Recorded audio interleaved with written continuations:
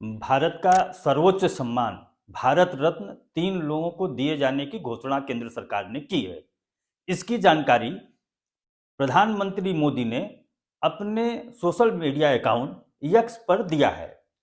ये 3 लोग पूर्व प्रधानमंत्री चौधरी चरण सिंह, पूर्व प्रधानमंत्री पीवी नरसिम्हा राव और कृषि वैज्ञानिक डॉक्टर एम.एस. स्वामीनाथन को दिया गया है।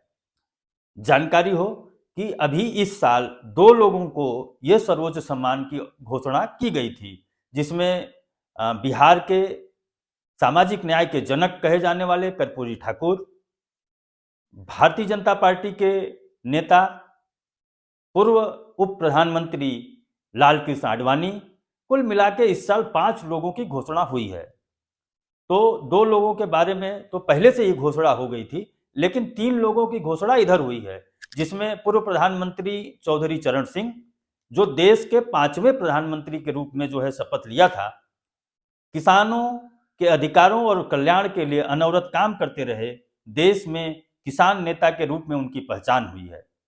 उनको ये सम्मान देके जो है किसानों के प्रति जो है एक लगाव दर्शाया गया है। इसके बाद उनके पोते लोक दल के नेता जयंत चौधरी ने जो है प्रधानमंत्री को धन्यवाद दिया है और अपने ट्विटर अकाउंट पे उस जो प्रधानमंत्री ने ट्वीट किया था उसको रीट्वीट करते हुए लिखा है कि दिल जीत लिया। चौधरी चरण सिंह का जन्म एक जाट परिवार में हुआ था। उन्होंने अपनी राजनीतिक कैरियर की शुरुआत उत्तर प्रदेश से की थी। उत्तर प्रदेश के विधानसभा में उत्तर प्रदेश के मुख्यमंत्री रहे, उसके बाद केंद्र सरकार में वित्त मंत्री, उप प्रधानमंत्री, उसके बाद वो प्रधानमंत्री रहे। किसानों के कल्याण के लिए हमेशा अनवरत काम करते रहे। इसके बाद जो देश के नवे प्रधानमंत्री पीवी नरसिम्हा राव को भी ये सर्वोच्च सम्मान देने का जानकारी मिली है। प्रधानमंत्री ने अपने एक्स अकाउंट पे जो है इस बात की जानकारी दी है। नवे प्रधानमंत्री के रूप में पीवी नरसिम्हा राव ने अपने 5 साल के कार्यकाल को पूरा किया। उस कार्यकाल में उनके वित्त मंत्री डॉक्टर मनमोहन सिंह के साथ उन्होंने उदारीकरण का दौर शुरू किया, भारत के बाजार को पूरे विश्व के लिए खोल दिया। उसी समय से भारत की इकोनॉमी तेजी से बढ़ती जा रही है। पीवी नरसिम्हा राव आंध्र प्रदेश से अपने राजनीतिक करियर की शुरुआत किया।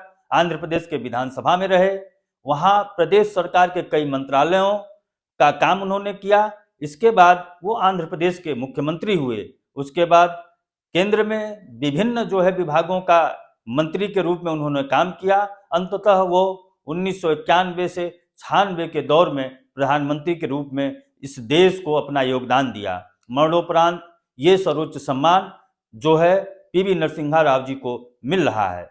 तीसरे जो व्यक्ति हैं एम.एस. स्वामीनाथन।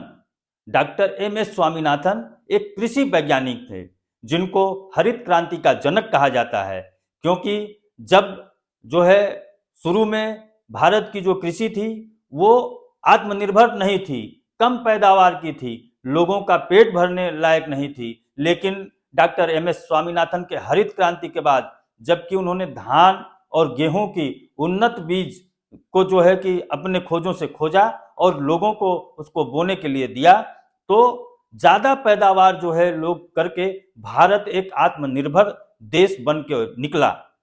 इसीलिए उनको जो है इस व्यवस्था का हरित क्रांति का जनक कहा जाता है। ये 3 लोगों को जो है इस बार भारत का सर्वोच्च सम्मान देने की घोषणा हुई है।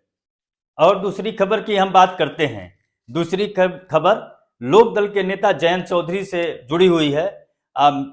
कई दिनों से मीडिया रिपोर्ट आ रही थी कि जयंत चौधरी की एनडीए से बात हो रही है, लेकिन अंततः आज उन्होंने संकेत जो है अपने प्रेस कॉन्फ्रेंस में दे ही दिया कि हम किस मुंह से मना करें कि हम जो है नहीं जा सकते। यह संकेत है, अभी किसी तरह से आधिकारिक घोषणा नहीं है, लेकिन यह मान लिया जा रहा है कि जयंत चौधरी की बात एनडीए से हो गई है, उनकी सीटों की बात एनडीए से हो गई है। और आज जो है केंद्र सरकार ने उनके दादाजी को सर्वोच्च सम्मान भारत रत्न देने के बाद एक जो है और मनोवैज्ञानिक रूप से उनको अपने पाले में ले लिया। ये माना जा रहा है कि जो इंडिया गठबंधन है वो टूटता और बिखरता जा रहा है। चुनाव से पहले ही जो है भाजपा नीति एनडीए गठबंधन की जो योजना है बड़ी तेजी के साथ काम कर रही है। उधर बिहार में नीतीश कुमार के आने के बाद इधर जयंत चौधरी जो कि एनडीए के साथ गठबंधन कर सकते हैं, ऐसा पूरा का पूरा निश्चित संकेत मिल रहा है। अब तो कई मीडिया रिपोर्टें ये कह रही हैं कि सारी बात पक्की हो गई है। 3 सीटें जो है जयंत चौधरी को लोकसभा में दी जाएगी, इसके बाद एक राज्यसभा दिया जाएगा जिसमें से केंद्र में मंत्री बनाया जाएगा, प्रदेश में मंत्री बनाया जाएगा। इस पे सारी बात हो गई है और इस जो है निर्णय के साथ भाजपा नीति एनडीए यूपी में अपना जनाधार मजबूत कर रही है। जो अभी तक ये हो रहा था कि किसान जो है नाराज हैं भाजपा से, किसानों के बीच में लोक दल के जयंत चौधरी जो जाट समुदाय से आते हैं, एक बड़ा जो है तबका है पूरे उत्तर प्रदेश में, लगभग जो 18% जाट हैं, जिसमें से कि 27 से लेकर 30 लोकसभा सीटों पर वो हार जीत जो है तय करते हैं। तो इस तरह से ये कयास लगाए जा रहे हैं कि अब भाजपा जो है उत्तर प्रदेश में बहुत ही मजबूत हो गई है। तो जयंत चौधरी का ये खुलासा जो है हो गया, ये संकेत मिल गया कि वो एनडीए के साथ जा सकते हैं, जल्दी ही इसकी घोषणा हो सकती है। तो ये जयंत चौधरी की बात रही। अब तीसरे खबर की तरफ हम लोग बढ़ते हैं। हल्द्वानी में 8 फरवरी को दंगा हो गया जिसमें 3 मौतें और 300 लोग घायल हो गए। दैनिक भास्कर की रिपोर्ट के अनुसार वहां की डीएम, हल्द्वानी की डीएम वंदना सिंह ने कहा है कि इस दंगे को करने के लिए पूर्व नियोजित तैयारी थी, क्योंकि ये हाई कोर्ट का निर्णय था कि अवैध जो मदरसा है, अवैध जो है मस्जिद है, उसको ढहा के अतिक्रमण को मुक्त किया जाए, सड़कें लंबी बनाई जाए, सड़कें चौड़ी बनाई जाए और अतिक्रमण मुक्त हो। उसी अतिक्रमण अभियान में अवैध मदरसे को ढहाने के लिए गई नगर निगम और पुलिस प्रशासन की टीम के ऊपर एक सुनियोजित तरीके से जो है कि आक्रमण कर दिया गया, जिसमें 3 लोगों की मौत और 300 लोग घायल हो गए। इसी के आधार पे कुछ जानकारी मिली है कि तौकीर रजा ने गिरफ्तारी का जो है बरेली में, उत्तर प्रदेश के बरेली में जो आह्वान किया था, उसमें भी कुछ जो है विवाद हुआ था, लेकिन उत्तर प्रदेश की पुलिस प्रशासन, बरेली की पुलिस प्रशासन ने उसको काबू कर लिया है, ऐसी जानकारी आ रही है। तो ये रही, आपको हमने कुछ समाचार बताए। अगर ये जो है कि बुलेटिन आपको अच्छा लग रहा है तो इसको शेयर करें और हमारे चैनल को सब्सक्राइब करें, जिससे कि हमें हौसला मिले। नमस्कार, मैं राजेश और आप